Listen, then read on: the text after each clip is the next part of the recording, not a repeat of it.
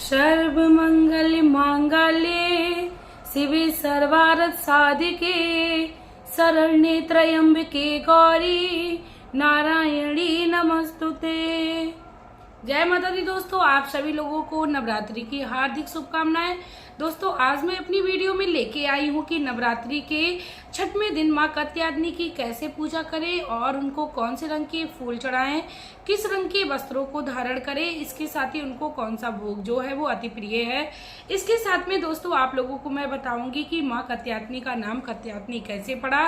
तो दोस्तों, आज मैं अपनी वीडियो में संपूर्ण कथा को लेके आई हूँ, तो आप लोग प्लीज वीडियो में अंत तक बने रहिए। दोस्तों, अब मैं मेरी वीडियो को शुरू करने से पहले मैं मेरे आराध्य श्री लक्ष्मी नारायण को मैं कोटि कोटि प्रणाम करती हूँ, मैं उनको कोटि कोटि नमस्कार करती हूँ। दोस्तों, माता कात्यायनी का जो स्वरूप है वो अत्यंत सुंदर है और वह बहुत ही ज्यादा सुंदर रूप से अपने इस संसार को मोहती है। दोस्तों, कहते हैं माता कात्यायनी की जो भी व्यक्ति पूजा करता है वह इस संसार में धर्म अर्थ काम मोक्ष आदि समस्त सुखों को पाता है। इसके साथ ही माता कात्यायनी का जो स्वरूप है वो भक्तों को करुणा और प्यार को छलकाता है। इसके साथ ही दोस्तों मैं बता दूं, कात्यायनी माँ का जो नाम कात्यायनी है वो महर्षि ऋषि कात्यायन की पुत्री होने की वजह से पड़ा था। दोस्तों, इसकी जो मैं कथा है वो मैं आगे आप लोगों को विस्तार पूर्वक बताऊंगी। इसके साथ ही दोस्तों मैं बता दूं, कात्यायनी माँ की पूजा यदि कोई कुंवारी कन्या या कुंवारा लड़का कोई करता है तो उसके जीवन में जल्दी ही विवाह योग बनता है। दोस्तों, वीडियो में आप लोगों से मैं एक और रिक्वेस्ट करना चाहूंगी, यदि आप लोग मेरे चैनल पर नए हो तो प्लीज आप लोग मेरे चैनल को सब्सक्राइब करके वीडियो को लाइक कर दीजिए।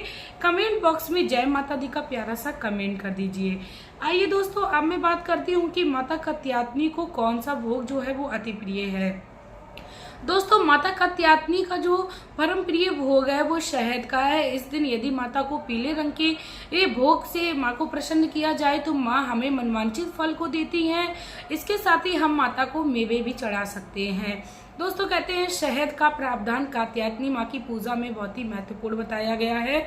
और दोस्तों, इसके साथ ही मैं आप लोगों को बता दूं, माता कात्यायनी की पूजा करते समय हमें पीले रंग के वस्त्रों को धारण करना चाहिए। यदि संभव हो जाए तो माँ को भी पीले रंग की चुनरी, लहंगा चुनरी, आपकी जो भी क्षमता हो आप उसके अनुसार माँ को सजा दीजिए। इसके साथ ही दोस्तों मैं बता दूं, पीले रंग के आज के दिन में काफी ज्यादा महत्व बताया जाता है। कहते हैं पीले रंग का फूल माँ को अर्पण करना चाहिए। इस दिन गेंदे का फूल यदि माँ को चढ़ाया जाता है तो माँ बहुत ही प्रसन्न होकर हमारे जीवन में जो भी समस्या चल रही होती है उससे हमें निजात दिलाती है। दोस्तों, कहते हैं माता कात्यायनी जो है वो अत्यंत परम कल्याणमयी देवी माँ है। इसके साथ ही दोस्तों मैं आप लोगों को बता दूं कि माता कात्यायनी की पूजा में जिन भी लड़कियों की या लड़कों के विवाह नहीं हो रहे हैं वह अपनी माँ की पूजा में हल्दी की गांठ को अवश्य चढ़ाएं। हल्दी की गांठ माँ को जब कुंवारी कन्या अर्पण करती है तो माँ इससे प्रसन्न होकर उसके योग में शीघ्र ही विवाह योग बना देती हैं। इसके साथ ही दोस्तों मैं आप लोगों को बता दूं, माता कात्यायनी की पूजा करते समय हमें समस्त अपने जितने भी अवगुण हैं उनको रख देना चाहिए माता कात्यायनी, क्योंकि घट घट की वासनी है, इसीलिए हमारे अंदर के जो भी अवगुण हैं उनको वह माँ पहचान लेती है। इसीलिए यदि हम किसी के सामने अपना अपराध स्वीकार कर लेते हैं तो अपराध की जो सजा होती है वह काफी हद तक कम हो जाती है।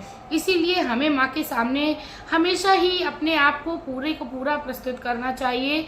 दोस्तों, कहते हैं द्वापर युग में ब्रजमंडल में भी माँ कात्यायनी की पूजा की जाती थी। गोपियों ने भगवान श्री कृष्ण से विवाह करने के लिए माता कात्यायनी का पूजन किया था। तब ब्रजमंडल की वह अधिष्ठात्री देवी बताई जाती हैं, वह यमुना जी के तट के किनारे उनकी पूजा करने में गोपियां जो है इकट्ठी होती थी। इसीलिए माता कात्यायनी को द्वापर युग की अधिष्ठात्री देवी बोलते हैं। इसीलिए माता कात्यायनी को कहा जाता है कि जिस भी कन्या का विवाह नहीं हो रहा है वह पूजा करे। तो मैं सभी कन्याओं से अनुरोध करना चाहूंगी कि माता कात्यायनी का 21 दिन तक आप अपने जीवन में पूजन करें। इससे आपको आपके जल्द ही आपके विवाह के योग बनने लगेंगे। इसके साथ ही दोस्तों मैं बता दूं कि आपको माता कात्यायनी को प्रसन्न करने के लिए कौन सा ऐसा मंत्र है जिसका जाप करना चाहिए। आपको माता कात्यायनी को प्रसन्न करने के लिए मंत्र बोलना है, ओम देव्यो कात्यायनी देवी नमः, ओम माता कात्यायनी देवी नमः। आप इस भाषा में भी माता को बोल सकते हैं। माता सिर्फ और सिर्फ प्रेम और करुणा की भूखी है। माँ की करुणा जो दृष्टि होती है वो हर व्यक्ति पर पड़ती है। माँ को प्रेम और स्नेह से हम लोग प्रसन्न कर सकते हैं, बाद बाकी माँ की करुणा की प्राप्ति हम लोग किसी भी गति से नहीं कर सकते हैं। चलिए दोस्तों, अब मैं अपनी वीडियो में आप लोगों से माता कात्यायनी का नाम कात्यायनी कैसे पड़ा, इसके साथ ही ये बहुत ही छोटी सी भाषा में मैं आप लोगों को माता कात्यायनी की कथा का विवरण करती हूँ। दोस्तों, कहते हैं महर्षि कात्यायन ने माँ की घोर तपस्या की थी, दुर्गा स्तुति की थी। तब माँ ने प्रसन्न होकर उनसे वर मांगने की इच्छा प्रकट की थी। तब कात्यायन ने माँ के सामने अपनी इच्छा को प्रकट करते हुए कहा, हे माँ, आप मुझे पुत्री के रूप में प्राप्त हो। तब माता ने प्रसन्न होकर कात्यायन को वरदान दिया और माँ कात्यायन के यहाँ प्रकट हुई। महर्षि ऋषि ने एक घोर तपस्या और घोर परिश्रम से माँ को प्राप्त कर लिया था। दोस्तों, कहते हैं माता कात्यायनी का जो जन्म है वो अश्विनी माह की कृष्ण पक्ष की चतुर्दशी को हुआ था। माता कात्यायनी ने महिषासुर नामक राक्षस का वध किया था, जो और इस पृथ्वी पर चर कर रहा था और अपने प्रकोप से संसार को में भय बढ़ा रहा था। तब माता कात्यायनी ने महिषासुर का वध 10वीं तिथि को किया था। इसके साथ ही दोस्तों, सिमुनुसुम नामक भी राक्षस हुए जिन्होंने देवताओं के इस सिंहासन पर राज अपना हक जमा लिया था और यहाँ तक वरुण और देव और इसके साथ ही अग्नि पर अपना उन्होंने अधिकार जमा लिया था। इंद्र लोक का पूरा इंद्र उन्होंने जीत लिया था। इंद्र देवता इससे जो क्रोधित होकर और इससे पराजित होकर माँ कात्यायनी के पास यानी माँ दुर्गा के पास स्तुति करने पहुंचते हैं। तब तीर्थ देवताओं की दिव्य शक्तियों से माँ कात्यायनी का जन्म हुआ और उन्होंने सुम निशुम नामक 2 भयानक राक्षसों का भी मर्दन किया। दोस्तों, माता का ये स्वरूप दुष्टों का संहार करने के लिए प्रकट हुआ है और अपने भक्तों को उपकार करने के लिए प्रकट हुआ है। इसके साथ ही दोस्तों, मैं बता दूं, माता कात्यायनी का जो स्वरूप है वो 4 भुजाओं से सुशोभित है। एक हाथ माँ का अभय मुद्रा में है, दूसरा जो हाथ है वो माँ वरदान देने की मुद्रा में रखती है और तीसरा हाथ जो है वो उस हाथ में माँ के तलवार है और चौथे हाथ में कमल का पुष्प लिए हुए हैं।